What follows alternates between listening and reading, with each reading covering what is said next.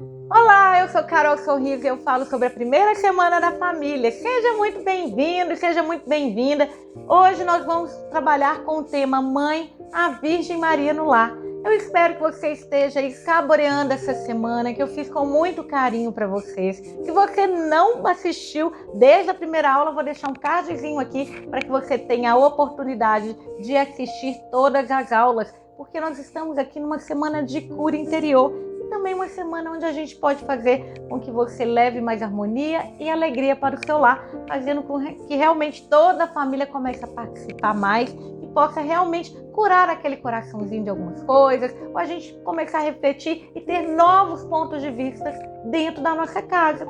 Porque é muito importante que você tenha essa consciência de que a família é algo sagrado, é algo que foi dado por Deus na sua vida. Então, você tem que tratá-la com maior carinho, mas nem sempre a gente está bem emocionalmente para poder cuidar do outro. Por isso que nessa primeira semana da família, eu estou trabalhando a questão da cura interior. Começa primeiro pela reconstrução do eu. Já falei aqui sobre a questão do casal, falei do pai e agora estou falando da mãe. Então, o tema de hoje é Mãe, a Virgem Maria no Lar. Por que esse tema, Carol? Porque eu acredito que não houve nenhuma família mais sagrada do que a Sagrada Família de Nazaré. Pensa bem, a Virgem Maria tinha 15 anos. José não fala a idade, mas acredito que ele deveria ter mais ou menos o dobro da idade dela. Até porque ele morre muito cedo, antes mesmo da vida pública de Jesus. Então eu calculo aí mais ou menos, ele devia ter mais ou menos uns 10, 15 anos assim de diferença de idade com a Virgem Maria. Pensa nesse casal que foi escolhido por Deus, que foi escolhido para poder ter aí no seio familiar o próprio Deus. Deus não iria escolher uma mulher qualquer, um homem qualquer. Ele soube escolher pela ternura e pela doçura dos dois, pelo coração dos dois. José, na Bíblia, fala que era um homem justo. Maria era uma mulher tão doce, humilde, simples e obediente a Deus. Você vai ver isso em vários momentos, né? Que Maria, ela é extremamente obediente. E aquilo que ela não compreendia, que vinha da parte de Deus, ela guardava no coração. Quantas vezes, mãe, você já guardou no coração quantas coisas aí do seu filho? Às vezes uma pergunta que seu filho te faz e você não tem resposta. Quando a criança está naquela fase do porquê, você às vezes não tem resposta para dar, mas às vezes a criança dá uma resposta para uma pergunta que você faz de uma maneira tão diferente daquilo que você iria imaginar, que você fala, nossa, que sabedoria numa criança tão pequena. Quantas vezes você já não se deparou com essa situação, não é mesmo? E aí você muitas vezes fica tão, assim, perplexo daquela criança tão pequenininha, te dá uma resposta assim, de tanta sabedoria, e você guarda as coisas no coração. Assim a Virgem Maria fazia também, as coisas de Deus, as coisas que Jesus falava. Pensa lá quando Jesus estava com 12 anos, a agonia e a angústia de José e Maria que perdem o menino Deus durante 3 dias. Eu não sei se você já passou por essa questão de às vezes perder o seu filho no shopping por alguns minutos, até mesmo por algumas horas. Eu tive assim a graça, não tenho filhos, mas do meu sobrinho ter feito isso 2 vezes. Uma vez ele tentou ir para a escola sozinho e se perdeu. E a gente ficou ali muito tempo, eu, minha mãe, minha irmã, desesperados, mas o pai dele, porque a gente não sabia onde ele estava, nem com quem estava, né? Então foi muito desesperador. Deu mais ou menos umas 3 horas de agonia. A Virgem Maria e José passaram 3 dias. Então, eu fico imaginando a dor que a gente passou ali em 3 horas, mais ou menos, esperando, né, alguma notícia, tentando reencontrar meu sobrinho, e a Virgem Maria e José, 3 dias naquela angústia. Como qualquer mãe, como qualquer pai, naquela angústia, quando você encontra, você dá um abraço, um beijo, pergunta se está bem, mas você vai corrigir seu filho, às vezes, infelizmente, umas palmadas, não concordo, mas pai e mãe que ainda faz isso. Não estou aqui te recriminando, afinal de contas, você é pai, você é mãe, você sabe muito bem como educar o seu filho. Aqui eu estou fazendo uma reflexão sobre a questão familiar, sobre a questão do amor na família e trazer Deus para dentro de casa. Trazer também essa família sagrada que muito se ensina e pouco se fala na Bíblia. Mas a gente pode depender de muitas coisas aí da Virgem Maria que ela foi muito doce, muito gentil. Quando ela encontra com o menino Jesus ali, ela e José, né, naquela angústia, aflição, eles perguntam, né, filho, por que nos fizeste isso? Né? O menino já tinha 12 anos, então ele já era um menino que entendia as coisas. E ele fala, mas vocês não sabiam que eu estava cuidando das coisas de meu pai? Deveria cuidar das coisas de meu pai? E ao invés deles chamarem a atenção, brigar, dar aquela, né, chacoalhada no menino, né? Quem sabe aí, né? Você como pai e mãe já pode ter passado por uma situação semelhante. E depois que o menino Jesus fala isso, Maria guarda as coisas no coração e José olha para ele perplexo e nada fala. Também deve ter pensado, né? Como ele sabe que eu não sou o pai dele, que ele é um menino Deus? Qual o momento que isso foi dito a ele? E muitas coisas a gente pode ali pensar no que se passou no coração de José e Maria. Mas aqui particularmente eu quero olhar mais fixamente para Maria, para que você entenda como que ser mãe é doce. Isso faz com que a gente cresça numa graça muito grande, faz com que a gente pense e olhe de uma nova maneira as coisas. Mas muitas vezes o nosso coração está machucado pela vida, está machucado com os problemas do dia a dia, às vezes uma questão conjugal, às vezes realmente você está ali com uma questão emocional e não está sabendo lidar com o estresse do dia a dia, principalmente quando o filho vai para a adolescência. Ele muda o comportamento, já não é mais aquela criança que te obedece tanto, às vezes já começa a dar, né, aqueles rompantes, vamos dizer assim, mas a gente sabe que na vida é assim e todo mundo aprende. Eu quero que você entenda que é muito doce você ser mãe e como que a educação é algo muito lindo e muito maravilhoso. E eu penso que a maneira que você cuida do seu filho cada vez mais te ensina. A gente aprende muito mais educando do que se a gente estivesse sendo educado. Porque quando a gente está educando, é como se a gente estivesse aprendendo duas vezes. Porque nem sempre, como eu já falei aqui, você às vezes faz uma pergunta para o seu filho pensando que ele vai responder de um jeito. E ele te responde de uma maneira completamente diferente. E uma maneira que te faz pensar com uma sabedoria. E como Maria guardava as coisas no coração, a mãe também guarda, a tia guarda, a madrinha guarda, a avó guarda, aquela que realmente fez o papel de mãe. Como é bom a gente realmente servir a Deus, tendo este dom, essa dádiva de poder cuidar, de poder educar. Eu quero que você faça uma reflexão no livro do Augusto Cury, Maria, a maior educadora da história. Na parte de introdução, me chamou muita atenção, porque ele fala de uma docilidade da educação que eu nunca tinha parado para poder analisar a forma de se educar desse jeito. E aqui ele começa a falar de Maria. Mas antes dele falar Maria, ele fala propriamente da educação. E eu achei muito bonito nessa parte introdutória, porque nos ensina cada dia mais a educar. Educar na nós mesmos, educar nossos filhos, educar nossos sobrinhos, nossos, né, afilhados, né, as avós aí, os netos.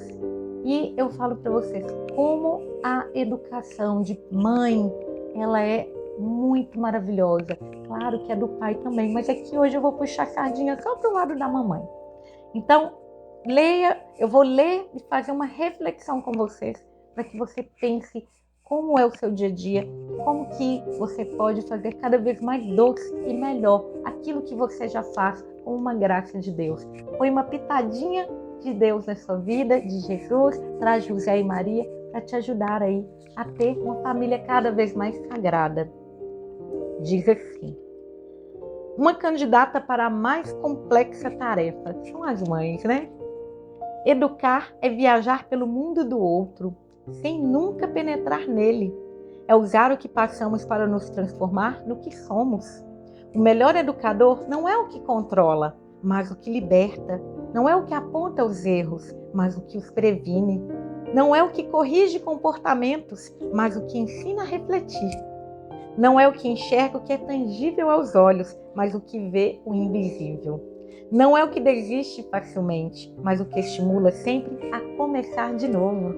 O excelente educador abraça quando todos rejeitam, anima quando todos condenam, aplaude os que jamais subiram no pódio, vibra com a coragem de disputar dos que ficaram nos últimos lugares.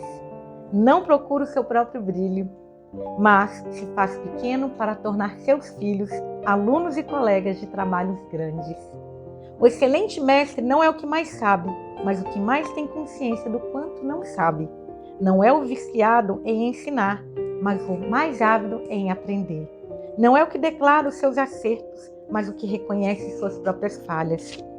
Não é o que deposita informações na memória, mas o que expande a maneira de ver, de reagir e de ser. Educar é a tarefa intelectual mais fascinante e, ao mesmo tempo, a que mais revela nossa impotência. Se educar uma criança ou adolescente é uma incumbência dificílima, imagine educar a criança mais instigante que pisou nesta terra, o menino Jesus. Que educador daria conta dessa missão? Desde pequeno ele era especialista em perguntar, questionava, indagava, queria saber tudo. Quem estaria intelectualmente preparado para educar aquele que se tornaria o mestre dos mestres? Que pais, que universidade, que teólogos! É tão fácil errar nessa área. É tão fácil transmitir nossos traumas, inseguranças, medos, manias para nossos filhos e alunos. Havia milhares de candidatos, mas uma jovem destacou-se diante do olhar clínico apuradíssimo do autor da existência. Seu nome, Maria. Maria é a forma helenizada do nome Miriam, em hebraico. Mas é estranho, Maria aparentemente era frágil, muito jovem e inexperiente. O que ela tinha de tão especial do ponto de vista psiquiátrico, psicológico e psicopedagógico? E mais estranho ainda, antes de iniciar sua arriscadíssima e dificílima missão, ela previamente recebeu a notícia de que se tornaria a mais elogiada mulher da história. Receber o troféu antes de iniciar a corrida não contaminaria de orgulho o esportista?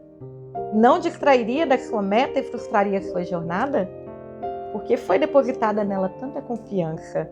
Sob o olhar da ciência, é possível vislumbrar que muitas coisas no relacionamento de Maria com Deus Altíssimo e com o menino Jesus romperam o cárcere da rotina. Foi inusitado, porque o Deus Todo-Poderoso descrito na Bíblia não escolheu um grupo de notáveis intelectuais entre os escribas e fariseus para educar o seu filho? Por que não incumbiu uma casta de sacerdotes judaicos que conheciam os rituais religiosos para educar o menino Jesus? Por que não escolheu especialistas em filosofia grega para formar um homem que dividiria a história? Uma adolescente foi escolhida, não era rica, não pertencia a nenhuma linhagem de alta classe e ainda por cima morava numa região socialmente desprezada da Galileia. Que segredos possuía essa jovem no tecido intrínseco da sua inteligência? Que conquistou aquele que se diz ser onisciente, que conhece todas as coisas? Sua escolha foi ao acaso ou criteriosa? Gente, é maravilhoso fazer essa reflexão, porque quando a gente começa a olhar a mãe no olhar da Virgem Maria, pense em tudo que eu falei sobre educar. É o que você faz hoje. Deus te escolheu para uma missão incrível, a missão de ser mãe, a missão de levar para o seu filho, para o seu marido, para a sua casa, educar, cuidar, zelar. Velar o sono, quantas noites mal dormidas, quantas insônias aí, preocupada com o filho adolescente que sai e fala que vai voltar num horário e volta em outro. Quantas vezes, mãe, você ficou ali com seu filho doente e pedia a Deus, meu Deus, tira essa febre e passa para mim, porque eu não aguento mais ver ele sofrendo. Quantas vezes você não falou isso? Ser mãe é isso, ser mãe é cuidar, ser mãe é amar. Ser mãe é realmente estar aí fazendo o seu melhor. Ser com que essa graça de Deus passe para o seu filho, num olhar, num falar, às vezes até no silêncio. É assim que você tem que enxergar como é bela a sua missão.